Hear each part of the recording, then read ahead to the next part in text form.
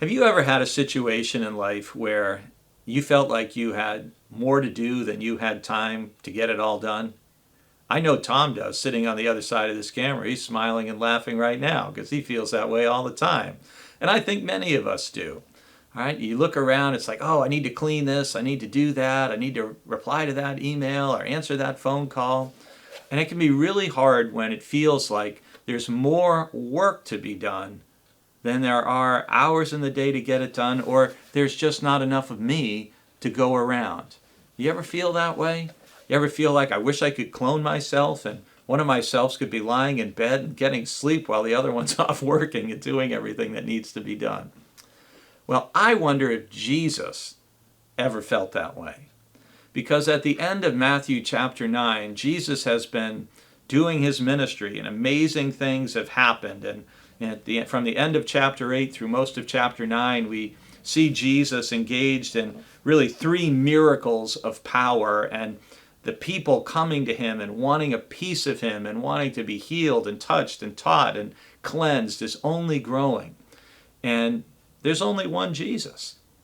And so at the end of Matthew chapter 9, we have our verses for today, verses 37 and 38, where Jesus says, "Then he said to his disciples, 'The harvest is plentiful, but the laborers are few. Therefore ask the Lord of the harvest to send out laborers into his harvest.'" What Jesus is basically saying is, look all around you.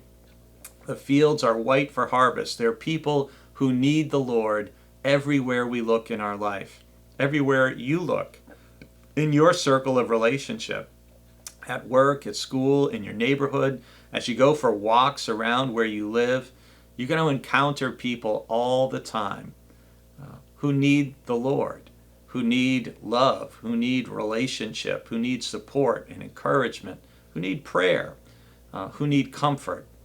I know that's one of the things my wife Jill finds as she walks through the neighborhood where we live, as she will often end up out on a walk longer than she thought or I anticipated, and it's because she ran into somebody, and you find out that someone lost a loved one or someone is struggling with a parenting issue.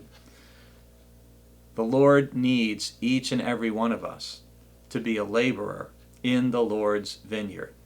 And this doesn't mean you have to go and be a missionary in another continent.